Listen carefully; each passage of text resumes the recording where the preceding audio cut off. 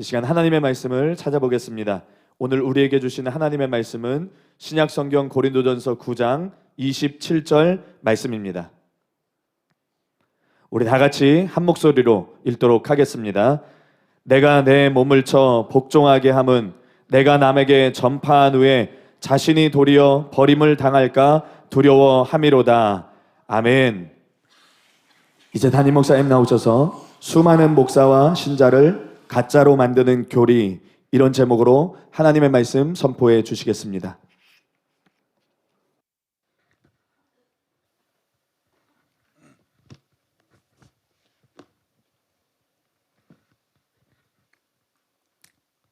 지난주에 통합대국민 사면 사기극 폭로 기자회견이 있었죠.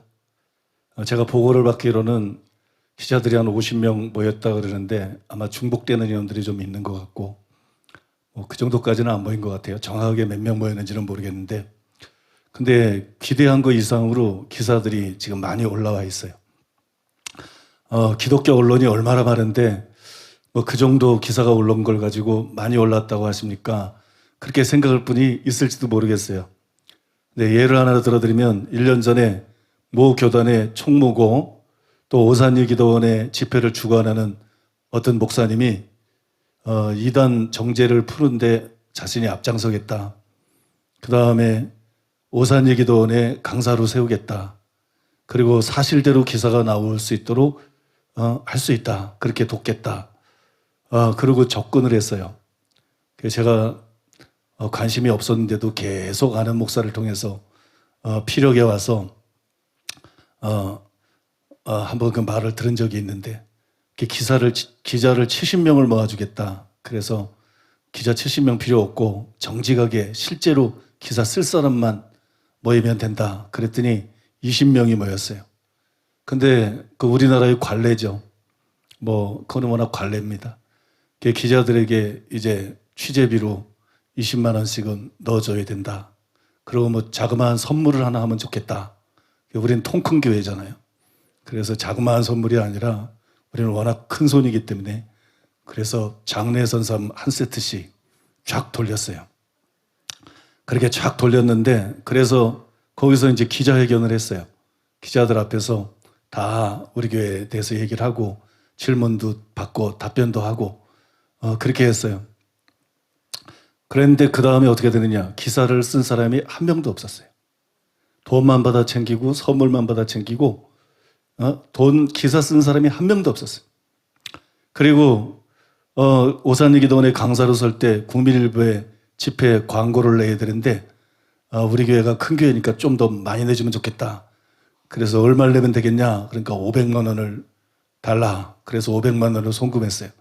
근데 이제 여의도 순복음교회 장로들이 반대를 해가지고 그 거짓 소문 때문에 반대를 해서 그게 집회가 무산됐어요. 그럼 500만 원을 돌려줘야 되잖아요.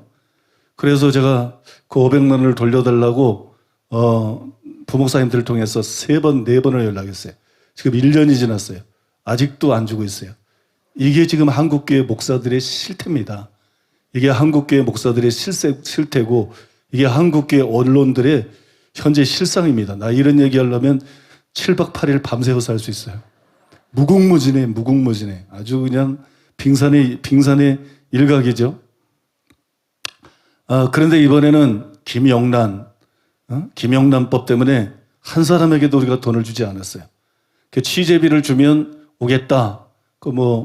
이렇게 영상으로 촬영도 하고 기사를 쓰겠다는 그런 언론들이 몇몇 군데 있었는데 우리가 줄 수 없다 그랬어요. 왜냐하면 김영란법 때문에 이게 불법이 될 수 있기 때문에 우리는 줄 수 없다. 그래서 그런 언론들은 올라 그랬는데도 오지를 못했죠.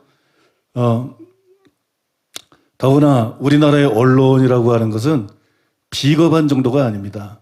비겁한 정도를 넘어서서 불의합니다. 그거는 어느 언론이나 거의 예가 별로 없을 정도로 비겁한 거를 넘어서서 불의해요. 언론도 법정도 모두 기득권의 편이에요. 재판 아무 소용없어요. 불의한 재판까지 성경에만 나오는 게 아니라 법정에 가면 수두룩해요. 여러분, 언론도 또 법정도 다 기득권 편이에요. 다 강자의 편이에요. 진실에 관심도 없어요. 그런데도 여러분, 카페에 올라온 기사들을 보세요. 이 정도면 이번 기자회견이 대성공인 것입니다. 굉장히 성공이에요. 여러분 카페에 올린 이번 기자회견 전문을 읽어보면 누구라도 맨정신으로 읽어보면 아, 살아가는 교회가 이렇게 어처구니 없이 음해를 당했구나. 살아가는 교회가 이단이 아니라 한국교회가 문둥이처럼 썩어 문드러졌구나. 이거는 진짜 한국교회가 개독교가 맞구나. 이건 정말 너무나 심각한 거구나. 이거를 여러분 누구나 다 알 수 있어요. 만약에 그 전문을 읽고도 여전히 살아가는 교회 이단이다. 그거 가짜 목사입니다. 그건 목사가 아닙니다. 또 그 전문을 읽고도 아, 살아가는 교회는 이단이다. 그건 신자가 아닙니다. 가짜 기독교인입니다. 그런 양심, 그런 양심 가진 목사는 없어요. 그런 양심 가진 여러분 그런 기독교인은 없어요. 이거로 충분히 증명이 되기 때문에 통합에 이어서 합동회에서도 뭐 사면위를 한다. 그런데 너들끼리 해라. 이제 썩어 문드러진 너들끼리 하고 통합이나 합동이나 글자 앞뒤로 바꾸면 똑같은데 그놈이 그놈이지 무슨 희망이 있고 무슨 소망이 있겠는가. 막 기자들은 또 그때 도와줄 테니까 하자. 나는 안 합니다. 나는 분명히 말하지만 안 합니다. 한국교회 더 이상 나는 희망이 없다고 보기 때문에 다 거기서 거기로 다 썩었지. 통합뿐만 아니라 안 썩은 데가 어디 있어. 한국 교단 언론 단체들 중에 안 썩은 데가 어디 있어요. 그래서 여러분 내가 다 겪어보고 하는 얘기이기 때문에 안 합니다. 이제 이단 시민 나는 통합의 사면위에 제출하는 게 난 교단을 상대하는 마지막으로 생각했고 이거로 마지막으로 끝낼 것입니다. 그래서 여러분 그리고 이거로 충분해요. 더 이상 무슨 증거가 필요해요. 뭐 통합이 뭐라 그랬다. 고심이 뭐라 그게 다 무슨 소용이 있어요. 이거는 주관적인 우리의 주장이 아니잖아요. 객관적인 거잖아요. 객관적인 많은 증거 자료들을 제시하면서 말하고 있는 것이기 때문에 이거를 제시하는 것만으로도 다른 목사들과 신자들에게 우리 교회에 대해서 충분히 해명하고 바로 알릴 수 있다고 믿기 때문에 그 다음에 이게 안 통하는 목사에게 우리 인정받을 이유가 없다. 그건 가짜이기 때문에 그건 목사의 탈을 쓴 가짜 놈이기 때문에 뭐 그런 것들 평가에 우리가 얽매일 필요가 없고 이걸 읽고도 뭐 이단이라고 그러는 가짜 기독교인들하고 그런 것들한테 인정받을 필요도 없다. 믿습니까? 그래서 이제 우리는 이 더러운 이단 시비, 더러운 이 한국교회 똥물에 빠져가지고 같이 허우적거리지 말고 이제 우리는 이단 시비는 접을 생각이에요. 이단 시비는 접고 하나님의 얼굴을 구하자. 믿습니까? 하나님의 얼굴을 구하자. 그 다음에 말씀에 창념하자. 그 다음에 기도에 힘쓰자. 기도에 열을 올리자. 그 다음에 귀신을 쫓아내고 병을 고치자. 그리고 복음을 전파하자. 그리고 서로 사랑하자. 뭐 법정소속은 법정소속이고 그들의 영혼을 그들의 죄를 용서하자. 용서하고 그들의 영혼도 위해서 우리가 기도하자. 그러면서 여러분 그냥 이제 전진하면 되는 것입니다. 나는 전진할 테니까 여러분들은 따라올란가 말란가. 나도 약간 삐질라 그러면 요새 그런 적이 있어서 알아서 하시고 아무튼 여러분 이제 뭐 땅의 거 희망 두지 말고 하늘의 것만 바라보고 그저 주님 앞에 가면 뭐 나도 이제 흰머리가 별로 없어요. 난 염색을 해본 적이 없어요. 근데 내 나이에 이 정도면 상당히 양호하다 그러더라고. 그 이제 흰머리가 여기만 좀 나있는데 여기 조금씩 올라와요. 여기 조금씩 올라와요. 여러분 사람이 살아야 얼마나 살겠어요. 그저 몇십 년 지나면 이단 시비는 다 풀립니다. 예수님 앞에 갔을 때 예수님이 알아주면 끝난 거지. 그죠? 예수님이 칭찬하고 예수님이 상 주면 끝난 거지. 더 이상 이 썩은 교계에 뭐 인정받을 필요가 뭐가 있겠는가. 이제는 여러분 우리는 이단으로 살기로 마음을 정했습니다. 저런 더러운 정통, 썩어 빠진 정통, 개독교 정통 하느니 우리는 이단으로 살기로 마음을 정하고 작정했기 때문에 그렇게 알고 여러분 따라오시기를 바랍니다. 예, 너무 성경적이어서 이단 소리를 듣는 교회 이런 제목으로 지난 시간부터 말씀을 전하고 있는데 지난 시간에는 첫 번째로 구원에 대한 구부러진 잣대에 대해서 말씀을 드렸습니다. 오늘은 두 번째로 견인에 대한 구부러진 잣대에 대해서 말씀드리겠습니다. 통합은 지난 94회 총회 때 거짓말들을 지어내서 우리 교회를 이단으로 정죄하는 만행을 저질렀습니다. 마귀짓을 했어요. 저는 지난주 수요일 오후 2시 통합 대국민 사면 사기극 폭로 기자회견을 열어가지고 세 가지로 폭로를 했습니다. 첫째, 통합은 불신자들도 주는 소명 기회를 일절 주지 않았다. 둘째, 통합은 새빨간 거짓말과 왜곡을 근거로 우리 교회를 매도했다.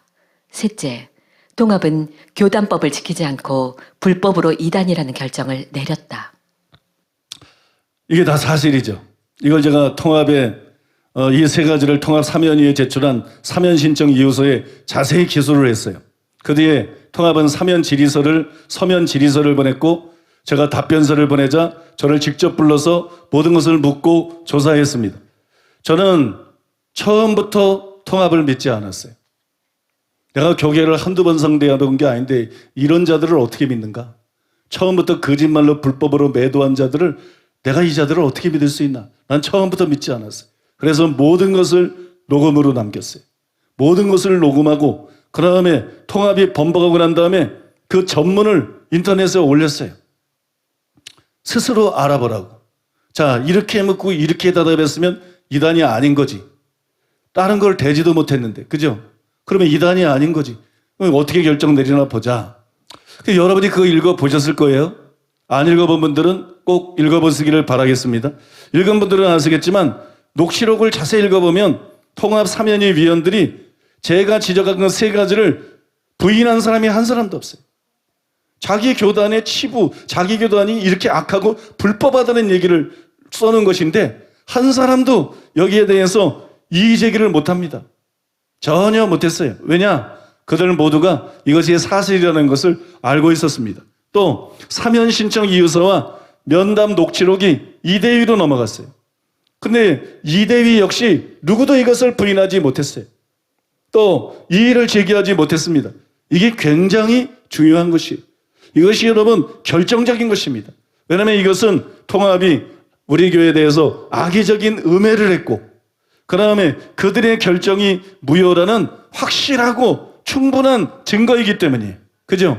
이건 완전히 객관적인 부인할 수 없는 증거입니다. 당시 통합은 어이없게도 구원받은 사람도 버림받을 수 있다. 이 진리를 문제 삼아서 이단이라는 결정을 내렸어요. 그 뒤에 장로교 교단들이 똑같은 이유를 들이대면서 불법적인 결정을 내렸습니다. 이런 게 갑질이라 그러는 거예요.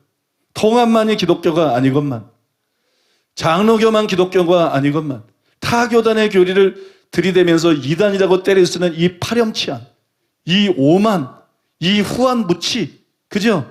이거는 참 말할 수 없는 거예요. 더 어처구니가 없는 것은 감리교나 성결교는 자기 교단의 교리임에도 불구하고 비겁하게 꿀먹은 벙어리 행세를 하다가 시간이 지나니까 오히려 장로교를 따라하더라는 거예요. 이런 등신들이 있어요, 세상에. 그거 따라하더라는 거예요. 특히 예성은 장로교 이중대라는 별칭에 맞게 구원받은 사람도 버림받을 수 있다.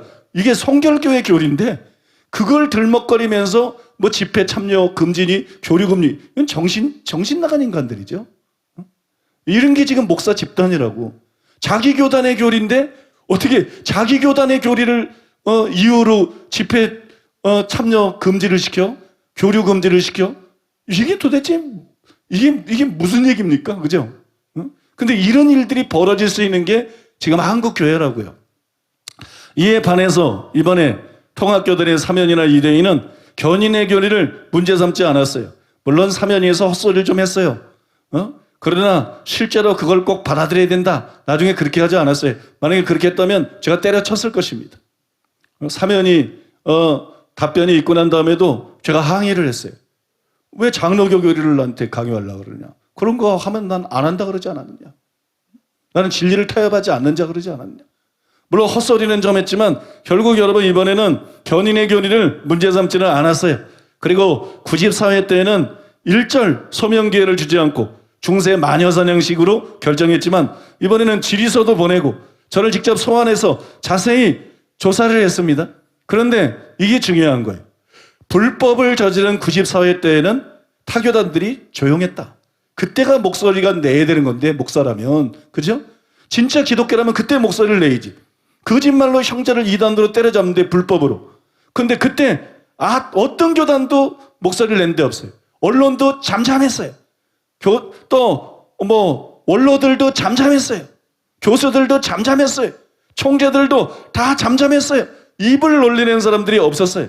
그러나 정작 바른 결정을 내린 이번에는 교단들도 원로들도 언론들도 교수들도 총대들도 사면을 반대한다고 입에 거품을 불고 난리들이었어요.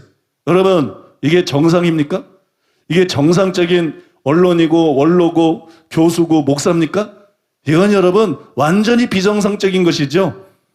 이건 완전히 거꾸로 된 거예요. 그래서 저는 묻고 싶은 거예요. 이것이 진짜 기독교가 맞느냐? 이 사람들이 정말 목사가 맞느냐? 아니, 이 사람들이 목사이기 전에 이 사람들이 정말 기독교인이냐?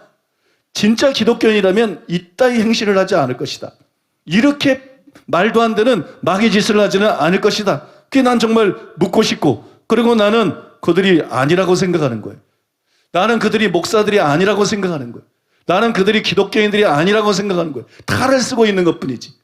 탈을 쓰고 있는 것뿐이지.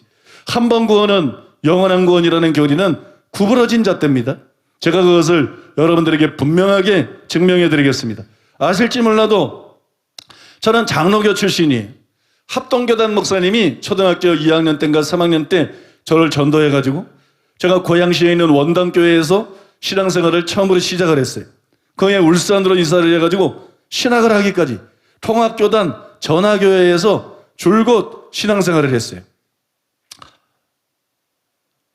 제가 비록 성결교 신학을 했지만 구원받은 사람도 버림받을 수 있다. 이것은 성결교의 역량 때문이 아닙니다. 성결교는 나에게 더해 준 것이 없어요. 그저 비겁했기만 했을 뿐이지 성결교는 나에게 더해 준 것이 없어요. 주일학교 때 아무도 가르쳐 주지 않았지만 저는 구원받은 사람도 버림받을 수 있다는 것을 알았어요. 스스로 알았어요. 왜냐하면 성경을 사랑했기 때문에, 주일학교 때부터 성경을 열심히 읽었기 때문에, 말씀에 대한 불타오르는, 진리에 대한 불타오르는 목마름과 갈망이 제 속에 있었기 때문이에요. 그런데 제가 읽은 성경에 이렇게 기록이 되어 있더라는 거예요. 고린도전서 9장 27절. 내가 내 몸을 쳐 복종하게 함은 내가 남에게 전파한 후에 자신이 도리어 버림을 당할까 두려워함이로다. 여러분 같으면 개가 없는데 개조심이라고 써놓겠어요? 개가 없는데 뭐 하려고 개조심이라고 써? 그 개조심 썼는데 개 없는 데 있어요. 그건 옛날에 개 키우던 데지. 그 복날 잡아먹은 거지. 아무튼 여러분, 개가 없는데 개조심이라고 쓰겠어요? 마찬가지로 버림받을 수가 없는데 바울이 버림받을까 봐 두려워했겠습니까? 바울이 정신병자입니까? 바울이 버림받을까 봐 두려워했다면 버림받는 게 이때는 얘기죠. 상식적인 얘기 아니에요? 주일학교인 내가 읽어도 분명히 그 얘기더라고. 그래서 저는 어렸을 때부터 스스로 구원받은 사람도 버림받을 수도 있는 거구나. 주일학교 때부터 그렇게 믿었어요. 한편 많은 사람들이 이 구절을 읽었어요. 또 알고 있습니다. 그러나 저와 달리 여전히 한 번 구원은 영원한 구원이다. 이렇게 생각합니다. 왜냐하면 이 구절의 버림이 구원이 아니라 상급과 관련이 있다. 그렇게 생각하죠. 실제로 이 구절을 그렇게 오해하기가 쉽습니다. 고린도전서 9장 24절로 27절. 운동장에서 다름질하는 자들이 다 달릴지라도 오직 상을 받는 사람은 한 사람인 줄을 너희가 알지 못하느냐. 너희도 상을 받도록 이와 같이 다름질하라. 이기기를 다투는 자마다 모든 일에 절제하나니 그들은 썩을 승리자의 관을 얻고자 하되 우리는 썩지 아니할 것을 얻고자 하노라. 그러므로 나는 다름질하기를 향방 없는 것 같이 아니하고 싸우기를 허공을 치는 것 같이 아니하며 내가 내 몸을 쳐 복종하게 함은 내가 남에게 전파한 후에 자신이 도리어 버림을 당할까 두려워함이로다. 여기 보면 상이라는 단어가 자꾸 나오잖아요. 그죠? 상이라는 단어가 나와요. 그래서 상 받지 못하는 것에 대해서 쓴 것처럼 오해할 소지가 분명히 있지요. 실제로 칼빈주의자들은 버림이 상 받지 못하는 것을 의미하는 것이지 영원히 버림받는 것을 의미하지는 않는다. 그렇게 생각합니다. 하지만 그것은 망고 자기들 생각이에요. 그거는 여러분 성경에 대한 바른 해석이 아니에요. 그것이 왜 그릇된 해석인지 제가 여러분들에게 자세하게 설명해 드리겠습니다. 고린도에서는 매 3년마다 고대 올림픽 경기에 버금가는 이스트미안이라는 경기가 개최가 되었어요. 바울은 사람들이 쉽게 이해할 수 있도록 이 경기의 종목 중에 하나인 육상과 권투 경기를 예로 들었습니다. 여러분, 이것이 결정적으로 중요한 것이에요. 바울은 비유를 들어서 진리를 설명하고 있었던 거예요. 그래서 비유와 상징하는 것을 혼돈하면 안 되는 거예요. 지금 바울은 비유를 들어서 설명하고 있습니다. 그러니까 운동장에서 다람쥐라는 거, 이게 비유라는 거예요. 그죠? 그 다음에 그들이 받는 상인 썩을 면류관, 이것도 비유라는 거예요. 다람박질이 바울이 실제로 육상 경기를 한 것을 의미하는 것이 아닌 것처럼, 그죠? 상도 여러분 실제로 상을 의미하는 게 아니라는 거예요. 그래서 이것에 기초해서 버림받는 것이 상받지 않는 것을 못하는 걸 의미하는 것이다, 그런 생각은 바른 생각이 아니라는 거예요. 그러면 이것은 각각 무엇을 의미할까요? 첫째로 다람쥐부터 설명해 드리겠습니다. 고린도전서 9장 24절. 운동장에서 다름질하는 자들이 다 달릴지라도 오직 상을 받는 사람은 한 사람인 줄을 너희가 알지 못하느냐. 너희도 상을 받도록 이와 같이 다름질하라. 여기서 다름질은 비유입니다. 그럼 다름질의 의미가 뭘까요? 문맥에 의하면 복음 전파입니다. 복음 전파. 왜냐하면 9장 16절, 19절, 22절에 보면 바울이 그 전부터 줄곧 복음 전파에 대해서 지금 쓰고 있어요. 그게 바로 사명에 나의 달려갈 길, 그 주의 은혜의 복음을 증거한 일을 마치라 하면은 바로 여러분 복음 전파를 의미하고 있는 거예요. 다른 데서도 사명 감당을 다람쥐에 비유했습니다. 그러니까 다람쥐는 뭘 뜻하느냐? 복음 전파를 뜻하는 거예요. 또한 다람쥐는 말씀에 복종하는 것을 의미합니다. 이것은 다음 성경 구절을 읽어보면 분명하게 아실 수 있습니다. 고린도전서 9장 25절. 이기기를 다투는 자마다 모든 일에 절제하나니. 고린도전서 9장 27절. 내가 내 몸을 쳐 복종하게 함은 내가 남에게 전파한 후에 자신이 도리어 버림을 당할까 두려워함이로다. 절제한다 그랬고 자기 몸을 쳐서 복종시킨다 그랬어요. 이게 바울이 달려갔던 다람쥐이에요. 다른 곳에서 바울은 말씀에 복종하는 것을 다람쥐로 표현을 했습니다. 그래서 다람쥐의 또 하나의 의미는 하나님 말씀에 복종하는 거예요. 다람쥐는 복음 전파와 말씀에 복종하는 것 두 가지를 의미하는 것입니다. 이해가 되시죠? 그 다음에 두 번째로 상에 대해서 설명해 드리겠습니다. 다람쥐처럼 상도 비유예요. 상은 상이 아니에요. 왜 상이 상이 아니냐? 비유기 때문에. 믿습니까? 그래서 그럼 상이라는 건 뭘 뜻할까요? 고린도전서 9장 25절. 이기기를 다투는 자마다 모든 일에 절제하나니 그들은 썩을 승리자의 간을 얻고자 하되 우리는 썩지 아니할 것을 얻고자 하노라. 여러분 문맥에 의하면 바울이 언급한 상이 뭡니까? 썩지 아니할 것이에요.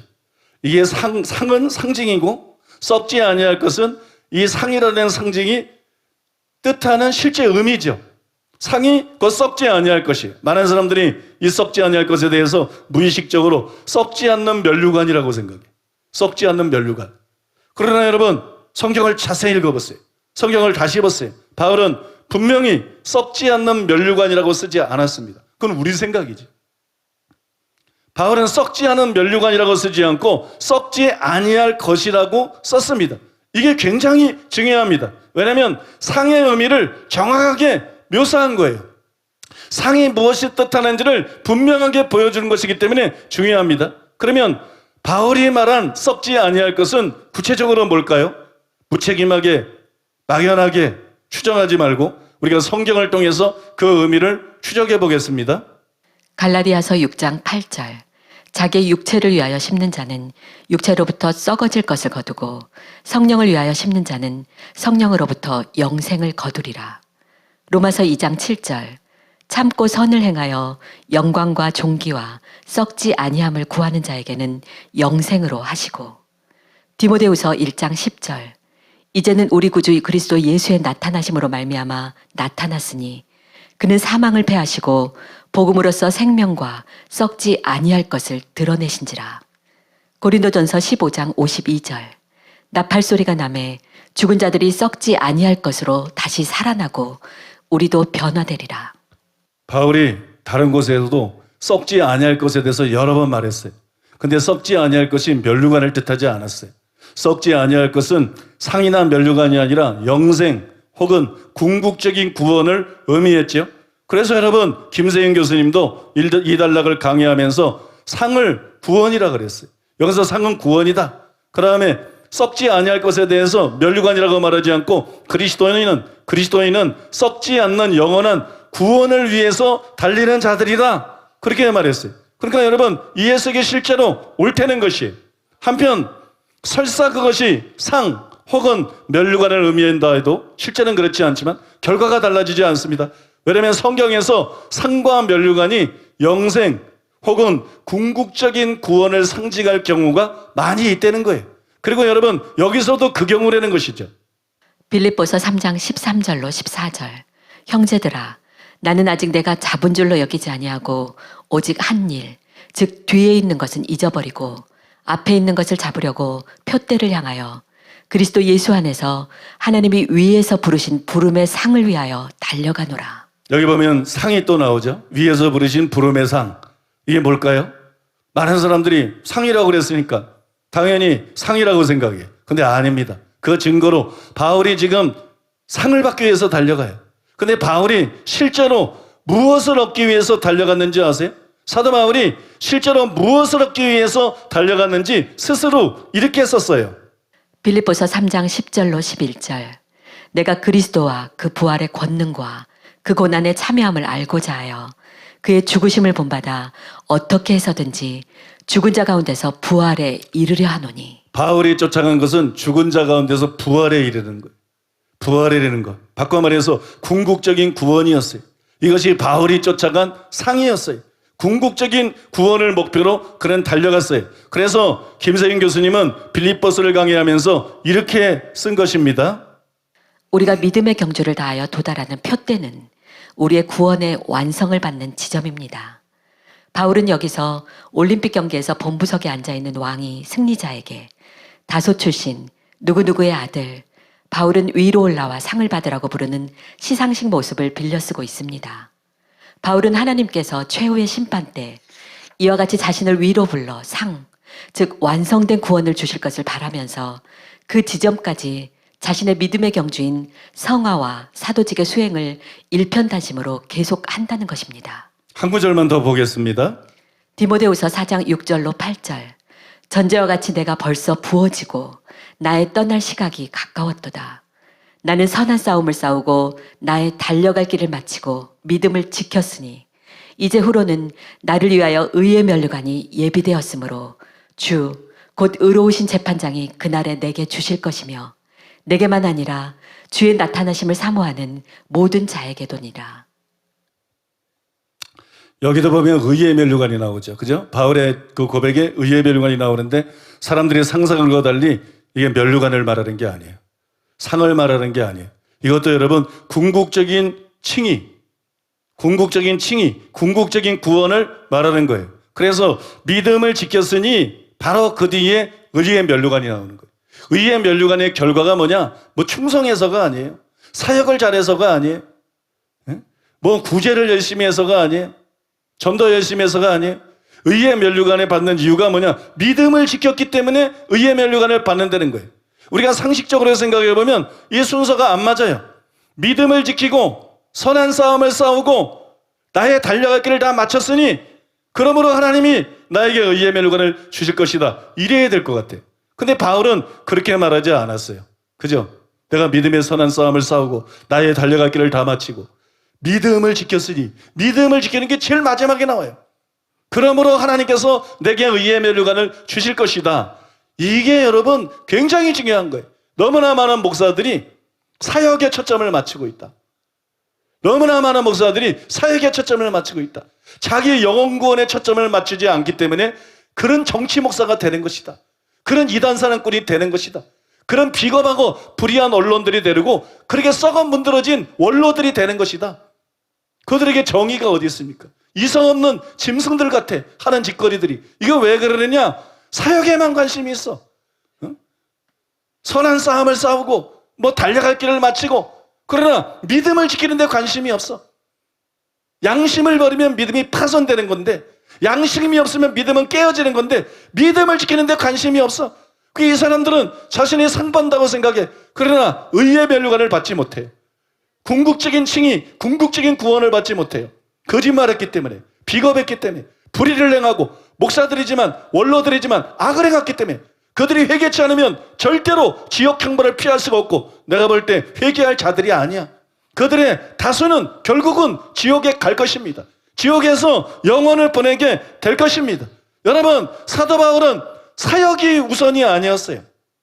무슨 사역이 우선이 아니었고 사도 바울은 믿음을 지키는 게 제일 중요했어요. 사도지만 복음을 전하지만 바울의 최고의 관심은 내가 믿음을 지키는 거예요. 내가 양심대로 사는 거예요. 그래, 믿음을 지키는 게 최고의 관심이기 때문에 사도 바울이 말하잖아요. 나는 양심의 거리낌이 없이 하나님을 섬긴다. 그죠? 양심을 따라서 모든 일을 한다. 오늘날 한국교회 목사들하고 너무 다르잖아. 통합하고 교계하고 너무 다르잖아. 양심 없는 그들과 너무 다르잖아. 자기가 양심을 버리지 않고 믿음을 지켰기 때문에 의의 면류관, 궁극적인 칭의를 받을 것이다. 면류관이 어떻게 의의 면류관이? 그게 칭의를 뜻하기 때문에. 믿습니까? 왜 면류관이 의의 면류관이? 그게 칭의를 면류관을 통해서 상징한 것이기 때문에. 여러분, 바울의 관점으로 알 수 있죠. 그래서 바울이 그렇게 말한 거예요. 의의 면류관을 주실 것인데 나에게만 아니라 주의 나타나심을 사모하는 모든 자에게니라. 여러분, 누가 어떻게 모든 성도들이 의의 면류관이 상이라면 어떻게 모든 성도들이 위대한 사도 바울과 동일한 상을 받겠어요? 있을 수가 없는 일이죠. 이거는 상이 아니란 말이에요. 이거는 궁극적인 구원, 의롭다함을 말하는 거라고요. 믿습니까? 그러니까 주의 나타나심을 사모하는 뭐 많이 전도하고 희생하고 봉사하고 그런 게 아니야. 주의 나타나심을 사모하는 거야.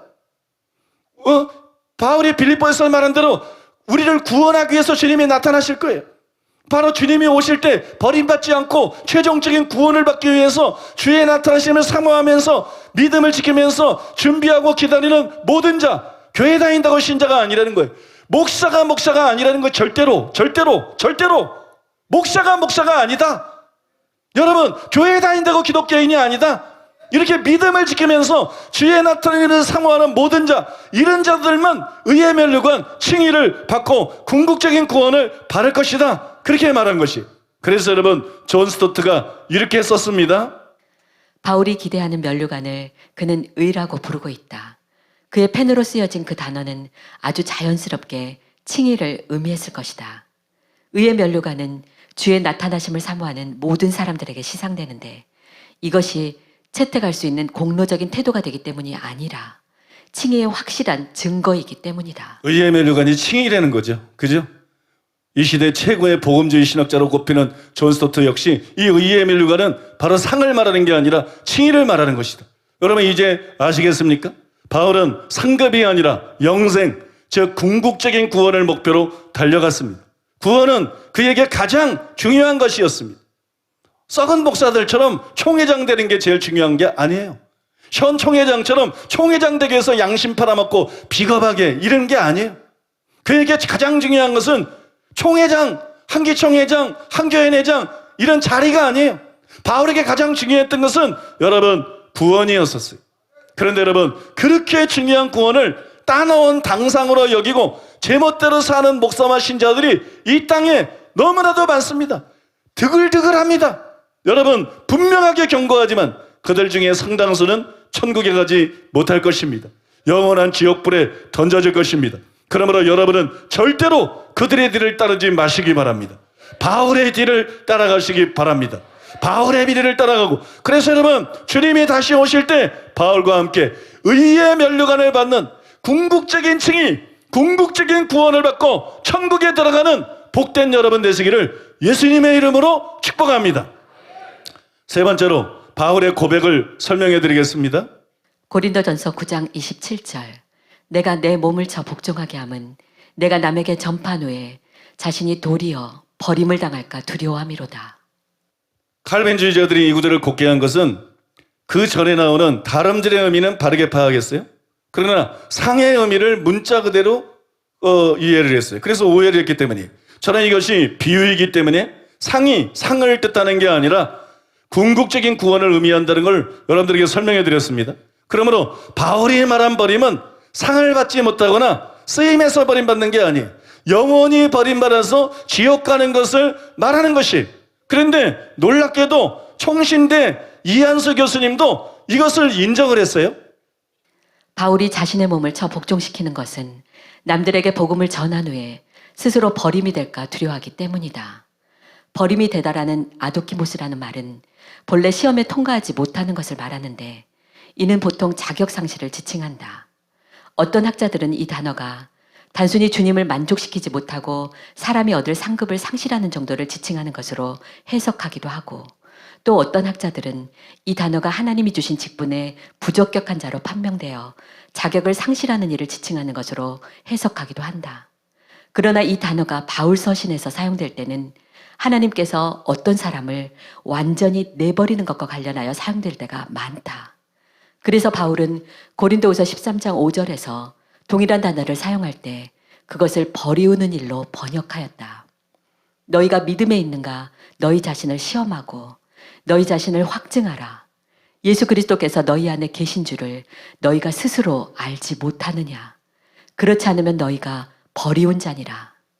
다시 말해서 사람이 자신이 믿음 안에 있는가를, 즉 고린도 교회의 경우 죄를 회개함으로 자신이 믿음 안에 있는가를 확증하지 못하면 그는 버리운 자인 것이다. 로마서 1장 28절에서 상실한 마음이라는 말은 하나님 믿기를 거절하고 불의를 쫓는 불신자들의 타락된 마음을 가리킨다. 따라서 본문에서 바울은 하나님이 어떤 사람들을 버리실 수 있는 가능성을 염두에 두고 있다고 할 수 있다.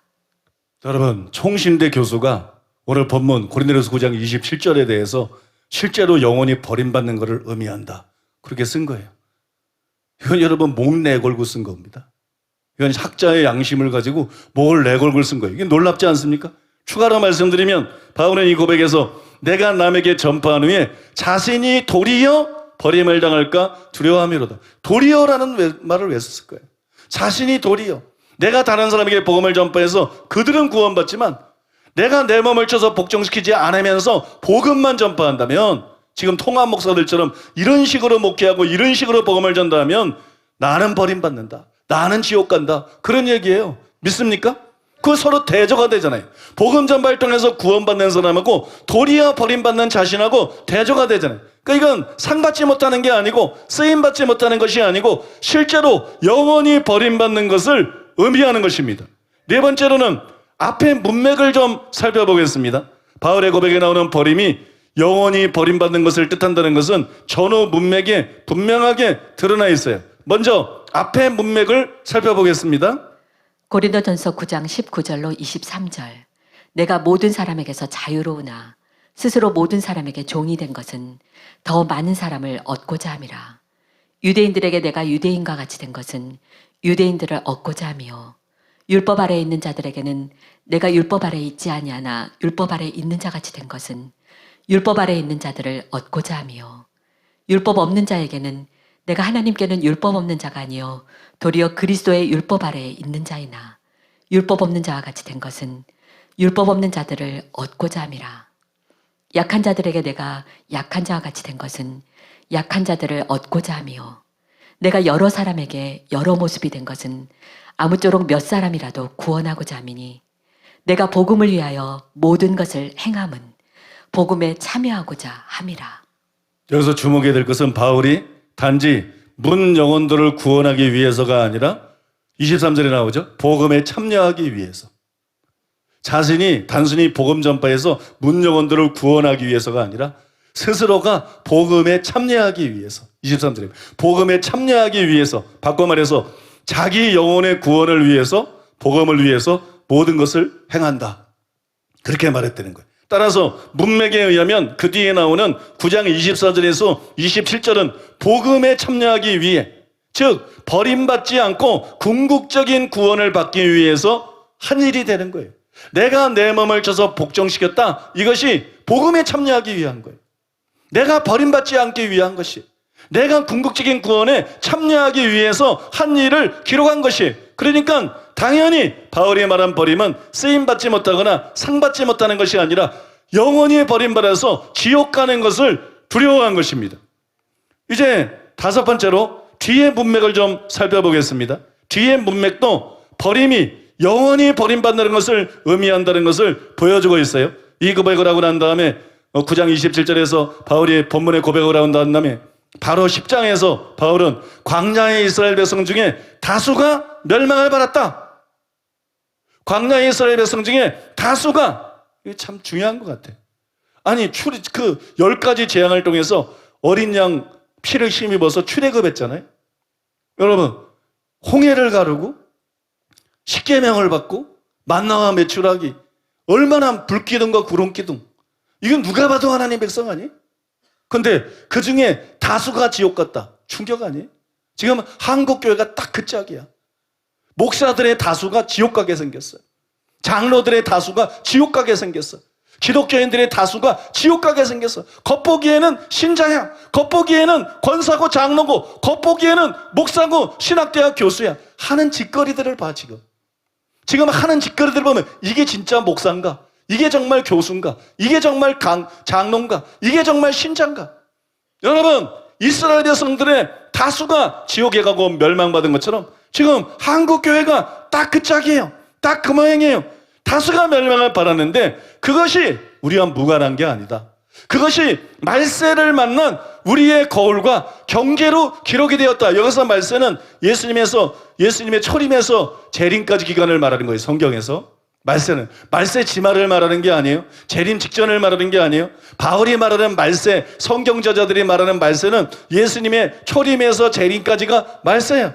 바꿔 말해서 신약 시대에 이 구약의 이스라엘 백성들이 버림받고 멸망당한 게 신약 시대와 무관하지 않다. 신약 시대라고 다르지 않다. 우리의 본보기로, 우리의 경제로 기록이 되었다. 구약의 사건들이 신약의 성도들을 교훈하려는 목적으로 기록이 되었다. 당연하죠. 디모데후서 3장 15절이나 17절에서 바울의 성경은, 모든 성경은, 그건 신약이 아니에요. 신약은 기록 안 됐기 때문에 돼. 구약 성경이에요. 모든 구약 성경은 구원에 이르는 지혜를 주고, 그 다음에 교훈과 책망과 바르게 함과 의로 교육하고 하나님의 사람을 온전케 하고 선한 일을 온전케 하기 위해서 기록이 됐다. 모든 구약 성경이 신약과 무관한 게 아니에요. 신약 신자들에게 교훈을 주고 신약 신자들을 책망하고 신약 신자들을 바르게 하고 교육하기 위해서 주어진 것이라는 것이. 그런데도 많은 목사들이 뭐라 그래요? 많은 신학자들이 뭐라 그래요? 구약 시대와 신약 시대가 다르다고 떠듭니다. 무슨 말이냐면 옛 언약 하에서는 사울왕처럼 버림받는 게 가능했지만 사울이 하나님의 선택했잖아요. 근데 분명히 버림받았잖아요. 하나님이 사울을 버렸잖아요. 그래서 사울왕처럼 버림받는 것이 가능했지만 새 언약 하에서는 구원받는 사람이 버림받는 것이 불가능하다. 너무 많은 목사들이 이렇게 가르치지 않나요? 너무나 많은 교수들과 목사들이 이렇게 가르치죠. 그렇지 않습니다.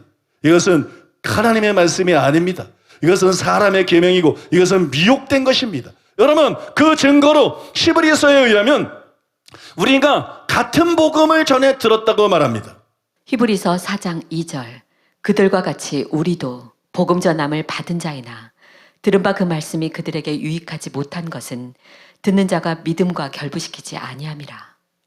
여러분, 그들과 같이 우리도 복음 전함을 받은 자이나, 여기 그들이 누구예요? 문맥에 의하면 광야에서 불순종한 멸망한 이스라엘 백성들을 말하는 것이. 그런데 그들과 같이 우리도 복음을 전해 들었다. 이렇게 말합니다. 히브리서 기자는 광야의 이스라엘 백성들과 신약의 그리스도인들을 같은 출발점에 놓고 있는 거예요. 다르다고 생각 안 해요. 같은 출발점에 놓고 있어요. 그래서 양용희 교수님이 잘 지적을 했어요. 출애굽 세대가 실패한 것은 그들에게 주어진 약속 자체의 차이 때문이 아니다. 옛 언약과 새 언약이, 옛 언약 안에서는 구약시대 때에서는 버림받는 게 가능했고 신약에는 버림받는 게 불가능하고, 이런 약속의 차이 때문이 아니라는 거예요. 이런 약속의 차이는 없다는 것이에요. 하나는 모형이고 하나는 실체일 뿐이지 내용 자체가 완전히 다른 것은 아니라는 거죠. 믿습니까? 성령이 주어진 것은 다르지만 내용 자체가 다른 것은 아니라는 것이에요. 그래서 옛 언약 안에서 그들이 약속의 차이 때문이 아니라 그들이 불순종했기 때문에 버림을 받았다 그러면 새 언약 안에 있는 우리들도 순종하지 않으면 버림받는 것입니다. 장로라도 순종하지 않으면 지옥 가는 것입니다. 권사라도 순종하지 않으면 지옥 가는 것입니다. 목사도 교수들도 순종하지 않으면 지옥 가는 것입니다. 원로 목사는 통뼈입니까? 원로 목사도 적당히 부실한 저지나 저지르면 지옥 가는 것입니다. 초대형 교회 목사도 저 따위로 비겁하면 지옥 가는 것입니다. 국민일보 보세요. 조영기 목사가 얼마나 이단으로 매도를 당하고 고통을 당했는데 국민일보가 얼마나 철두철미하게 이단 선행고 최상경의 하수 인력을 나팔수 역할을 하는가. 이 따위로 살면 지옥 간다는 것입니다. 여러분, 한 번 구원은 절대로 영원한 구원이 아니라는 것이에요. 고린도전서 10장 1절로 4절. 형제들아, 나는 너희가 알지 못하기를 원하지 아니하노니 우리 조상들이 다 구름 아래에 있고 바다 가운데로 지나며 모세에게 속하여 다 구름과 바다에서 세례를 받고 다 같은 신령한 음식을 먹으며 다 같은 신령한 음료를 마셨으니 이는 그들을 따르는 신령한 반석으로부터 마셨음에 그 반석은 곧 그리스도시라. 여러분, 한 걸음 더 나아가서 바울은 출애굽과 광야 시대에 일어난 일을 기독교의 성례전을 빌어서 설명을 했습니다. 그는 광야의 이스라엘 백성들을 신약 시대의 성도들처럼 세례를 받고 성찬을 경험한 사람들로 이해를 했어요. 바울의 보기에는 그들과 신약 성도들 사이에 본질적인 차이가 없다는 거예요. 본질적으로 다르지 않다. 그러므로 그들이 광야에서 악을 즐겨 행함으로 넘어져서 멸망했다면 신약 시대의 성도들에게도 같은 위험이 존재한다는 것이, 여러분 믿습니까? 이것이 여러분 바울이 다음과 같이 말한 이유인 것입니다. 고린도전서 10장 5절로 6절. 그러나 그들의 다수를 하나님이 기뻐하지 아니하셨으므로 그들이 광야에서 멸망을 받았느니라. 이러한 일은 우리의 본보기가 되어 우리로 하여금 그들이 악을 즐겨한 것 같이 즐겨하는 자가 되지 않게 하려 함이니. 그들이 멸망받은 게 무관한 일이 아니죠. 우리의 본보기다. 믿습니까? 우리의 본보기다. 연이어서 바울은 그들이 행하는 악을 우상숭배, 음행, 주를 시험하는 것, 원망 네 가지로 적시를 했습니다. 그런 후에 다시 이렇게 경고를 했어요. 고린도전서 10장 11절로 12절. 그들에게 일어난 이런 일은 본보기가 되고 또한 말세를 만난 우리를 깨우치기 위하여 기록되었느니라. 그런즉 선줄로 생각하는 자는 넘어질까 조심하라. 여러분 여지껏 설명 잘 들으셨어요? 여러분, 그러니까 이 말씀들에 의하면 버림받을 수 있다는 말입니까? 없다는 말입니까? 있다는 말입니다. 믿습니까?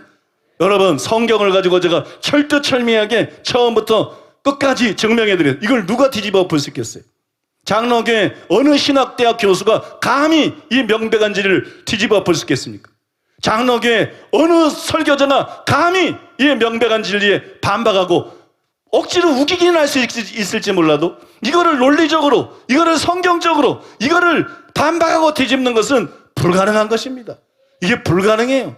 그래서 여러분, 심지어는 장로교 백석교단의 홍인규 교수님조차 방금 전 읽어드린 12절에 대해서 이렇게 쓴 것이에요.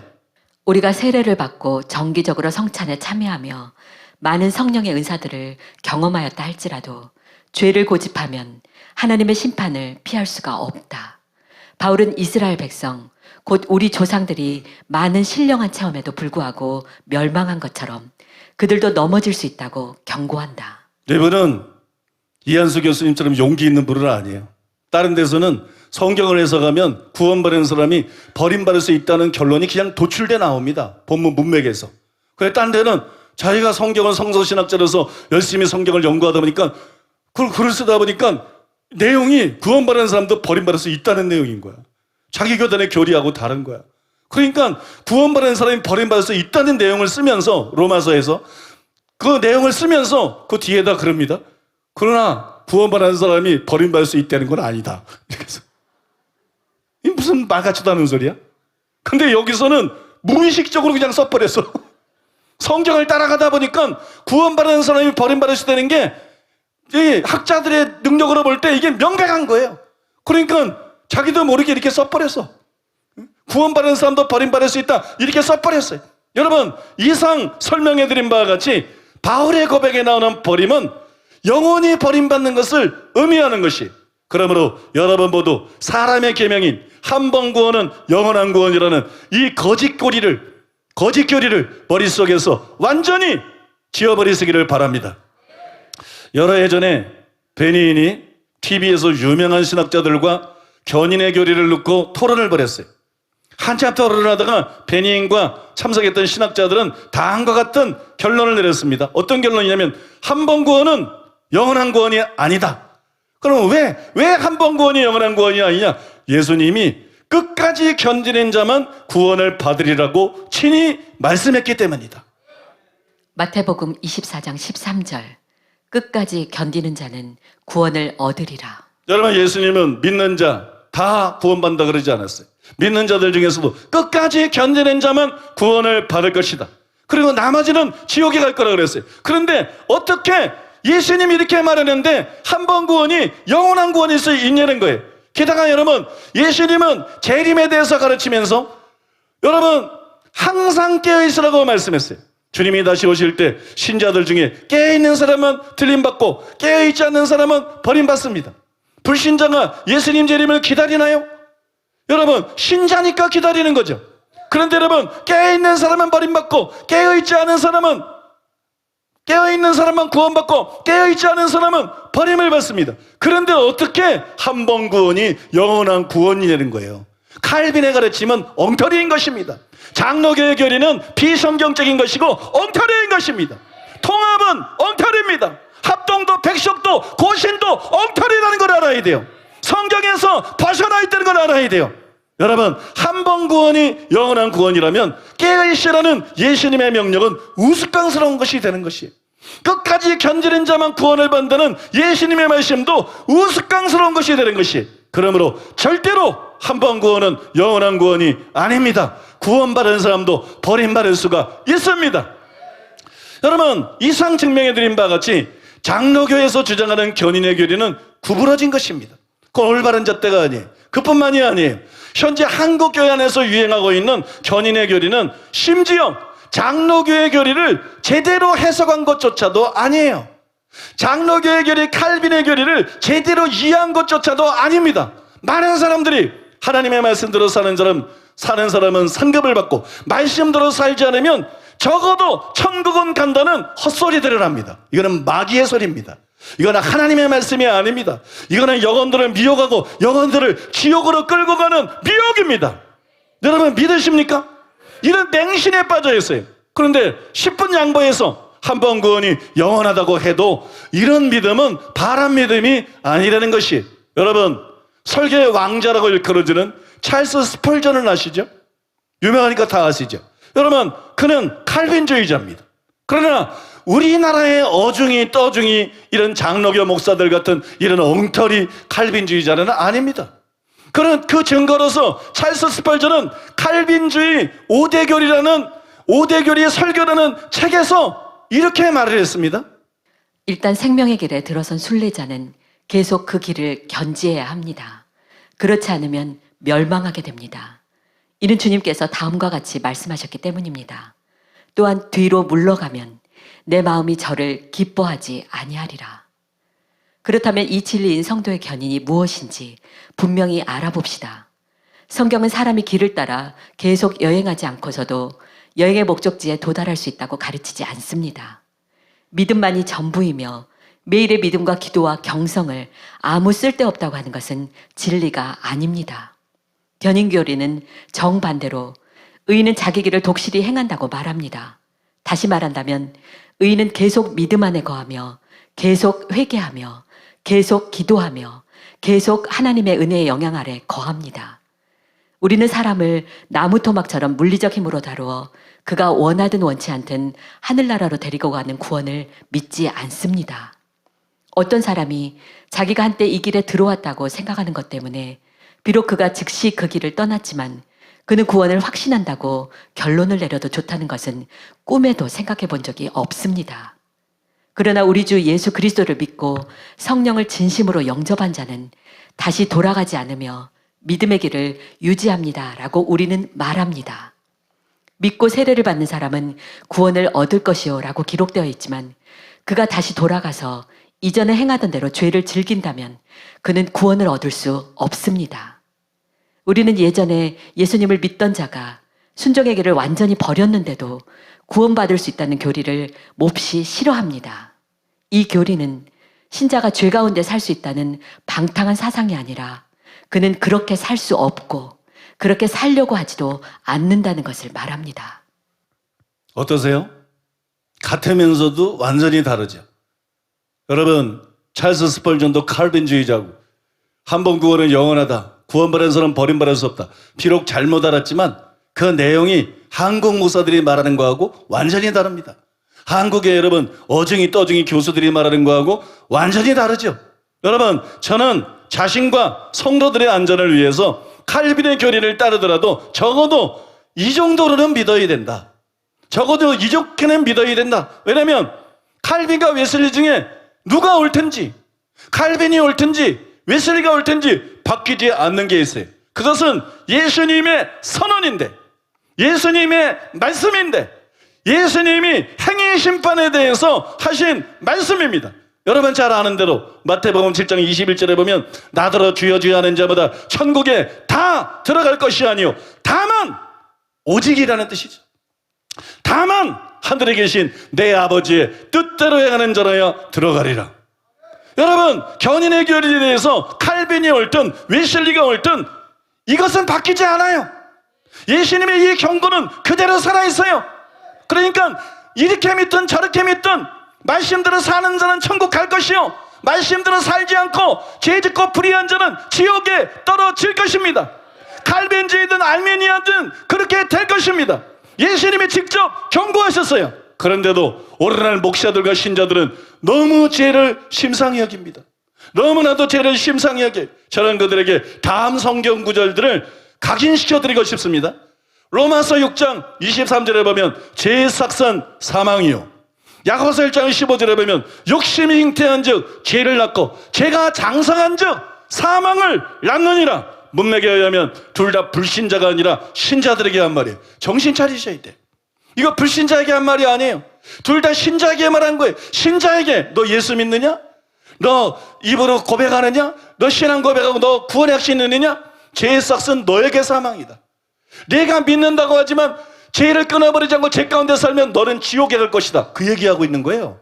야고보서도 마찬가지. 바로 네가 예수 믿고 네가 구원 받았느냐? 바로 너에게 욕심이 잉태하면 안 된다. 그러면 죄를 낳고 이 죄가 장성하게 내버려두면 절대로 안 된다. 그러면 사망이다. 너는 죽는다. 너는 영벌을 받는다. 너는 지옥에 간다. 여러분 성경이 이 말을 하고 있는 거예요. 그래서 우리는 절대로 죄를 심상히 여기면 안 되는 것이 죄를 심상히 여기지 말고 시브리서 기자가 시브리서 12장 4절에서 말한 것처럼 죄와 싸우되 대강대강 싸우고 된다 안 된다 이게 아니라 피 흘리기까지 싸워야 되는 것이 죽기 살기로 싸워야 되는 것이 어떻게 싸우는 것이 죄와 싸우되 피 흘리기까지 싸우는 것입니까? 예수님의 말씀이 그걸 보여줍니다. 마가복음 9장 43절이야 49절에 보니까는 만일 내 손이 너를 범죄하게 하거든 찍어버리라. 장애인으로 영생에 들어가는 것이 두 손을 가지고 지옥 곧 꺼지지 않는 불에 들어가는 것보다 나으리라. 만일 내 발이 너를 범죄하거든 찍어버리라. 다리 저는 자로 영생에 들어가는 것이 두 발을 가지고 지옥에 던져지는 것보다 나으니라. 만일 내 눈을 범죄하게 하거든 빼버리라. 한 눈으로 하나님 나라에 들어가는 것이 두 눈을 가지고 지옥에 던지는 것보다 나으니라. 거기는 구더기도 죽지 않고 불도 꺼지지 아니하느니라. 사람마다 불러서 소금 치듯함을 받으리라.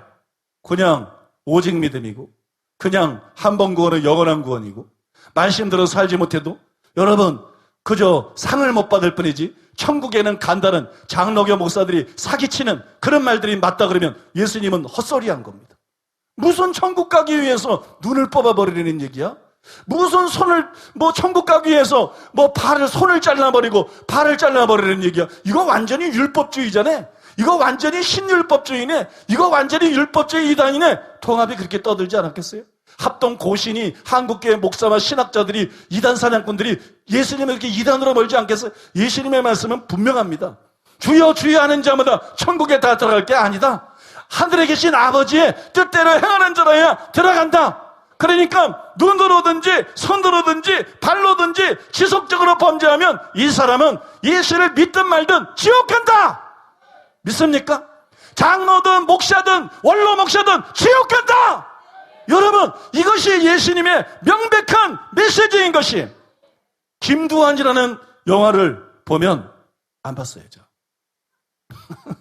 잠깐 지나가는 거 봤어요. 광고하는 거. 김두한전의 영화를 보면 야쿠자 조직원이 조직에서 빠져나올 때 스스로 손가락을 칼로 잘라야 돼. 자기가 자기 손가락을 잘라야만 그 조직에서 빠져나올 수 있어.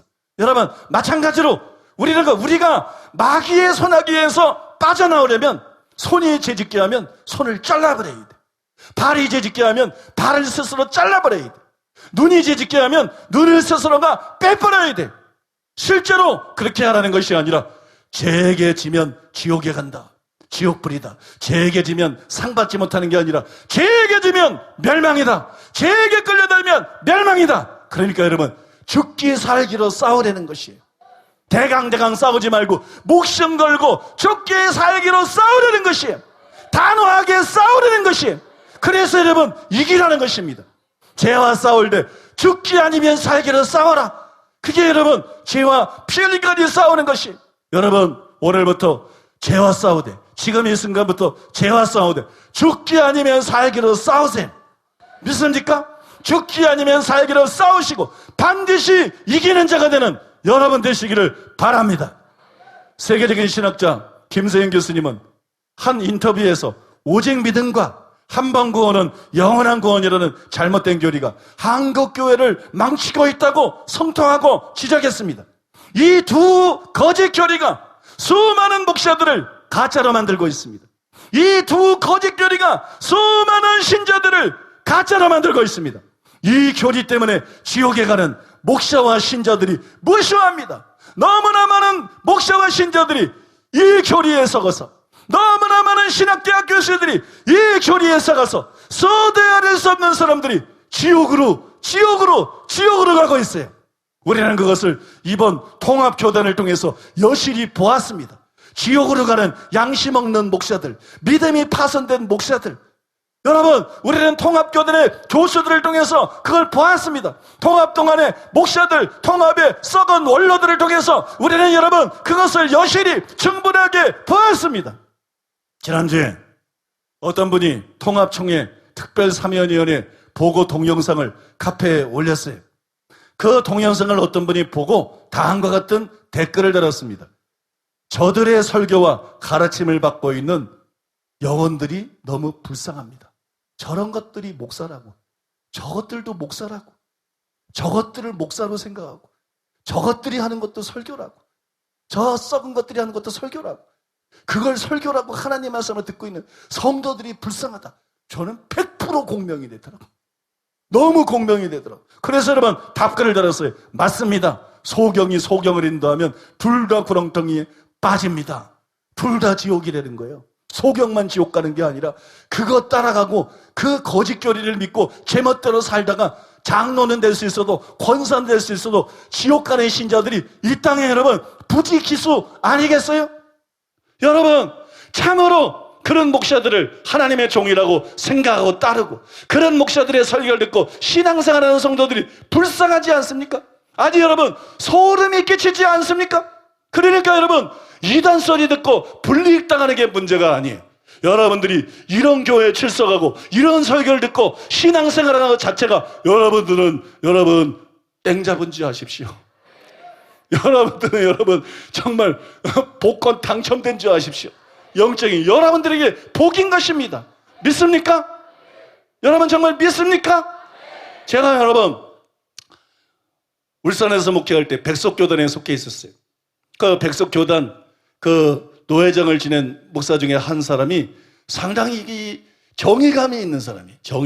정의감이 있어서 목사들에게 왕따당하는, 썩은 목사들에게 왕따당하는, 그런 썩은 목사들에게 왕따당하는 그런 사람인데, 그 양반이 하루는 저에게 자신의 흉금을 털어놓더라고.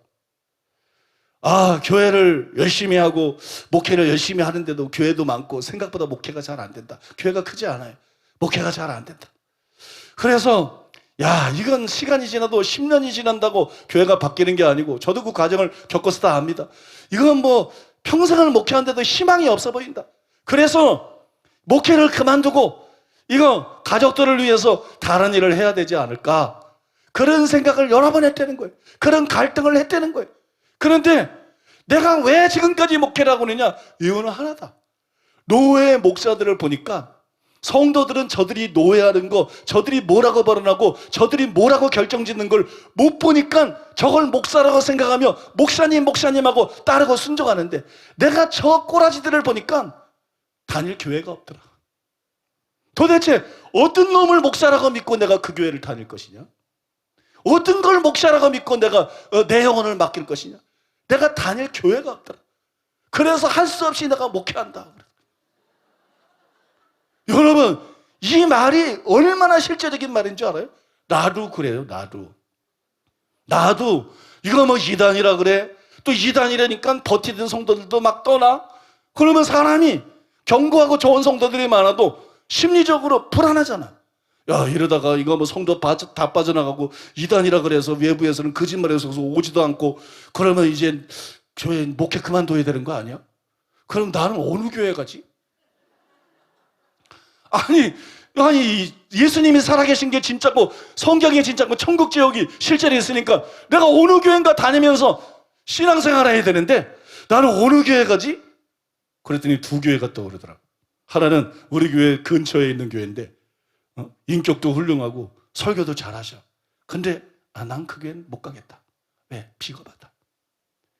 아니, 한국 교회가 지금 이 정도로 썩었는데, 이 정도로 썩고 교단들이 이렇게 미쳐 날뛰고 기독교가 개독교가 되고 이거 완전히 똥물인데 그래도 좋은 소리만 하고 있나? 그래도 인기 발언이나 하고 있나? 그래도 침묵하고 있나? 말씀은 제대로 전하지만 인격은 훌륭하지만 난 그 더러워서 비겁한 꼴 때문에 난 속이 뒤틀려서 그 교회 못 가겠다. 그리고 또 한 교회가 생각났어요. 난 그 목사님을 존경합니다. 근데 너무 많은 힌트를 주면 알까봐 말 안 해. 나는 그 목사님을 존경해. 나는 그 목사님을 존경하고 정말 우리 한국교회를 위해서 큰일을 하고 있다고 생각해. 근데 단 한 가지 내가 걸리는 게 뭐냐? 너무 성경에 대한 올바른 지식이 없다. 너무 올바른 소리는 하는데, 올바른 메시지는 전하는데 너무 성경에 대한 올바른 지식이 없고 성경 해석이 너무 엉터리다. 그 다음에 너무 율법주의적이다. 성경이 가는 데까지 가고 성경이 그만 멈춘 데서 멈춰야 되는데 너무 개인적인 성향을 가지고 너무 율법적이다. 그것만 아니면 나도 그 교회 출석하고 싶어. 그러고 나서 보니까 출석할 교회가 없네. 내가 내 영혼을 맡기고 훌륭한 목사님들이 전혀 없다는 게 아니라 내가 아는 범위 대해서 말이에요. 내가 아는 범위 대해서. 내가 모르는 목사님 중에 훌륭한 목사님들도 많이 있고 좋은 교회들도 많이 있겠지만 여러분, 또 내가 평신도라면 분별력이 없으니까 인격 훈련하면 좋은 목사님이네. 설교 재밌게 잘하면 좋은 목사님이네. 기도 많이 하면 좋은 목사님이네. 뭐 능력 나타나면 좋은 목사님이네. 그런데 내가 너무 많은 걸 알아버렸어. 성경을 통해서 너무 많은 걸 알아버리고 너무 많은 걸 분별할 수 있게 돼버렸어. 그 다음에 내가 목사들의 세계에 대해서 여러분 백석, 뭐 기성, 예성, 뭐 한기청, 통합 수없이 고신, 수없이 당하면서 목사들의 속을 너무 알아버렸어. 목사들의 상태, 저것들이 사람들 앞에서는 점잖하고 인격적이고 훌륭한 것 같아도 얼마나 비겁하고 이기적이고 불의하고 돈만 알고 명예만 알고 썩어 문드러지긴 문둥이들인지 내가 너무 알아버렸어. 내가 솔직히 갈 교회가 없더라고요. 내가 솔직히 여러분 갈 교회가 없더라고요. 그래서 나는 나중에 목회를 그만두면 어느 교회를 출석하지? 나는 늙어가니까 우리 자녀들은 어느 교회 다니라 그러지? 내 아들과 내 딸들은 어느 교회 다니고 신앙생활하면 이 아이들이 제대로 신앙생활하고 버림받지 않고 천국 갈 수 있을까? 그리고 제대로 성경대로 신앙생활하면서 이리로 저리로 좌로나 우로로 치우치지 않고 정말 건전한 신앙생활하고 하나님을 섬기다가 하나님 앞에 갈 수 있을까? 나는 교회를 찾지 못했어요. 그래서 나도 마음을 먹었어요. 목회 끝까지 해야 되겠다. 더 방법이 없다. 선택의 여지가 없다. 목회 끝까지 해야 되겠다. 우리 교회가 믿을 수 있는 그런 교회 중에 하나임에 틀림이 없으니까, 우리가 부족한 점은 있어도 분명히 믿을 수 있는 교회이니까 내가 성도들을 위해서라도, 영혼들을 위해서라도, 나를 위해서라도, 내 자녀를 위해서라도 목회 끝까지 해야 되겠다. 나는 목회 끝까지 할 겁니다. 여러분은 떠날 겁니까? 비겁하게 이단이라고 떠나고, 나는 무서워서 못 떠날 것 같아. 저 통합 목사들 봐봐. 멀쩡하게 생겼어. 뿔 달리지 않았어. 진짜 목사님 같이 생겼어. 목소리도 목사님 같아. 아니 개떡 같은 불의하고 비겁한 발언을 하는데도 목소리는 목사님 같아. 목소리는 목사님 같고. 여러분, 무서운 시대입니다. 정말 너무 무서운 시대입니다. 중세 암흑 시대가 따로 없습니다. 한국교회는 중세 암흑 시대입니다. 이건 현대 암흑 시대입니다. 그래서 여러분, 여러분들이 이 교회에 다니는 것이 얼마나 큰 특권이고 복인지를 여러분이 아셨으면 좋겠어요. 그 다음에 이 복을 끝까지 놓치지 마십시오. 믿습니까? 주님 오실 날까지 무덤 속에 들어갈 때까지 끝까지 붙어 있으십시오. 그 다음에 여러분이 아는 진리를 많은 사람들에게 전하고 또 전하십시오. 수많은 사람들이 옳은 대로 나올 수 있도록 하십시오. 그래서 수많은 영혼들을 구원하고 하나님 앞에 갔을 때 여러분들이 구원받을 뿐만 아니라 큰 상을 받는 여러분들 되시기를 예수님의 이름으로 축복합니다. 우리 들은 말씀 기억하면서 신나게 기도하겠습니다. 강력하게 큰 소리로 통성으로 주여 삼창하고 기도하겠습니다. 주여 삼창하겠습니다. 주여, 주여, 주여. 주님, 우리가 계속해서 전진할 수 있도록 격려하시는 주님, 주님의 이름을 찬양합니다. 주님, 평탄하고 쉬운 길이 아니라 왜 우리는 핍박을 받아야 되고 왜 우리는 어려운 가운데 있어야 하고 왜 우리는 고난을 받아야 하는지 몰랐지만 주님, 그것이 우리에게 진리를 맡기셨기 때문입니다. 중요한 진리, 이 시대 가운데 결코 없어서는 안 되는 그 진리를 우리에게 맡기셨기 때문입니다. 우리가 끝까지 이 옳은 것을 지키게 하여 주시옵소서. 우리가 이것을 지키며 앞으로 나아갈 수 있도록 주님 인도하여 주시옵소서. 주님, 이 시대 가운데 우리가 할 것은 말씀 위에 더욱 견고하게 서는 것입니다. 주님, 기도하며 그 불끝으로 타오르는 것입니다. 주님, 담대하게 전진하게 하여 주시옵소서. 주님, 양심이 사라진 이 시대, 믿음이 사라져가는 이 시대, 주님, 우리는 양심적인 믿음의 사람들, 끝까지 믿음을 지키는 하나님의 사람들이 되게 하여 주시옵소서. 주님, 진짜 무엇이 영혼들을 위한 것인가? 귀에 좋은 말만 반복하고 편리한 신앙주의가 진짜 좋은 것인가? 아니면 한 번 구원은 영원한 구원이 아니라고 오해를 받을지라도 고난을 받을지라도 자기 자신을 돌아볼 뿐만 아니라 복종케 할 뿐만 아니라 또한 전파하는 것이 옳은 것인가? 주님, 이 시대가 귀가 열려지게 하여 주시옵소서. 교회들의 귀가 열려지게 하여 주시옵소서. 영혼들의 그 신음으로 탄식하시는 주님, 제대로 된 진리를 깨닫지 못해서 진짜 그 영이 어디로 가는지 알지 못하는 그 영혼들 때문에 탄식하시는 그 주님의 탄식 소리를 듣게 하여 주시옵소서. 주님은 그토록 탄식하시는데 주님이 그들을 위해서 십자가를 지시고 그 물과 피를 다 쏟으셨는데 그 영혼들 때문에 지금도 울며 탄식하시는데 어떻게 죽기까지 죄와 싸워야 함을, 어떻게 구원을 이루어야 함을, 어떻게 믿음을 지켜야 함을 함구할 수 있습니까? 주님, 끝까지 견디는 자가 구원을 받습니다. 이 시대의 교회들이, 이 시대의 신자들이, 이스라엘 백성들이 그 광야에서 넘어졌던 그 일을 본보기로 삼게 하여 주시옵소서. 거울과 같이 자신을 비춰보는 하나님의 사람들이 되게 하여 주시옵소서.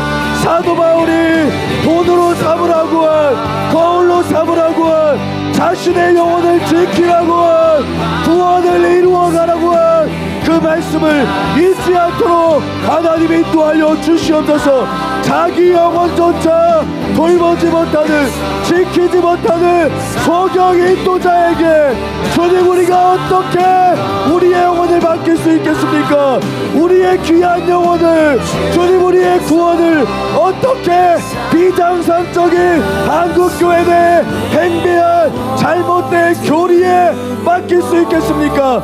이제 우리의 영혼을 주님께 맡겨드립니다.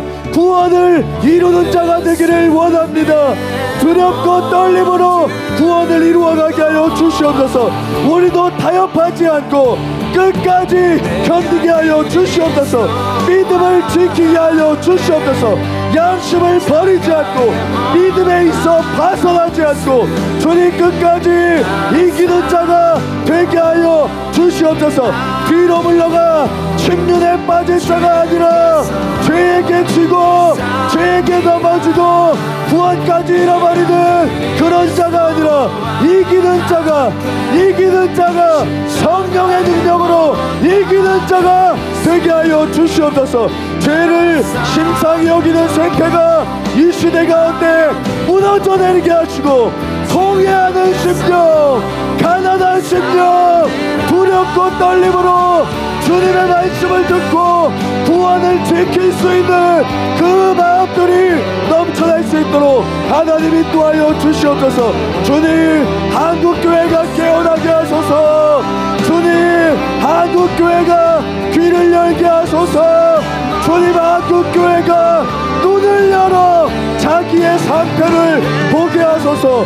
라오디게아 교회가 자신이 부유하여 부족한 것이 없다 했지만 그들의 실상은 궁핍한 자요, 그들의 실상은 벌거벗은 자요, 그들의 실상은 눈먼 자였습니다.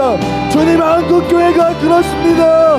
라오디게아 교회를 향한 경고가 바로 이 시대의 한국교회를 향한 경고입니다.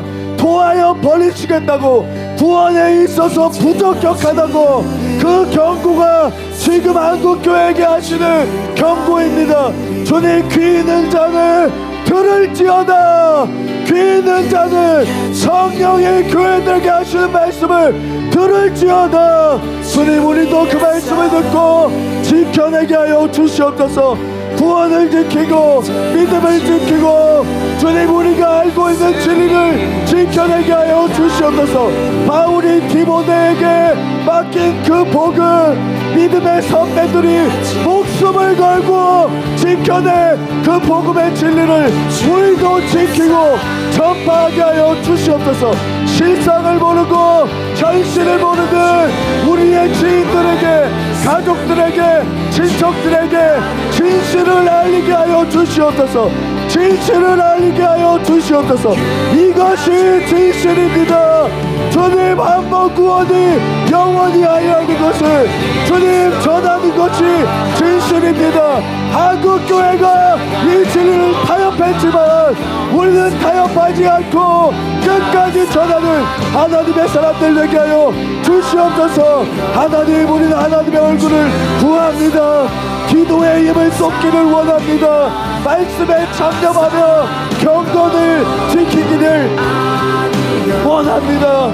주님, 우리는 우리의 믿음을 지키고, 주님, 우리는 양심을 팔고 비겁하게 진리를 타협하지 않을 것입니다. 복음을 전파하며 내 몸을 칠 것입니다. 주님, 우리의 마음을 붙들어 주시옵소서. 혹여나 마음 가운데 주님 조금의 침륜을 경험하고 있는 자들이 있습니까? 주님, 일으켜 세워 주시옵소서. 주님, 일으켜 세워 주시옵소서. 이 땅이 전부가 아닙니다. 주님, 이 땅이 전부가 아닙니다. 우리는 하늘의 소망을 둔 자들입니다. 하나님의 나라를 바라보는 자들입니다. 이 땅 가운데서 넘어지지 않게 하시고 주님, 우리가 주님의 나라를 소망하며 끝까지 나아가게 하여 주시옵소서. 죽기 살기로 죄와 싸우고 죽기 살기로 진리로 일어나게 하여 주시옵소서. 피 흘리기까지 싸우게 하여 주시옵소서. 주님, 이런 교회, 이런 목사님을 우리에게 허락하시고 이곳 가운데 있게 하신 것이 은혜입니다. 은혜입니다. 우리가 이 은혜를 잊지 않게 하시고 이 복음을 놓치지 않게 하시고 이 복을 주님 놓치지 않게 하시고 끝까지 믿음을 지키고 구원을 이루게 하여 주시옵소서. 제대로 된 진리로 전하게 하여 주시옵소서. 우리도 비겁하게 함구하는 자가 되지 않게 하시고 담대하게 나아가 전하는 자가 되게 하여 주시옵소서. 하나님 감사합니다. 하나님 감사합니다. 우리 가운데 함께 하신 주님의 은혜 감사합니다. 이 모든 말씀 존귀하신 예수님의 이름으로 기도드립니다. 아멘.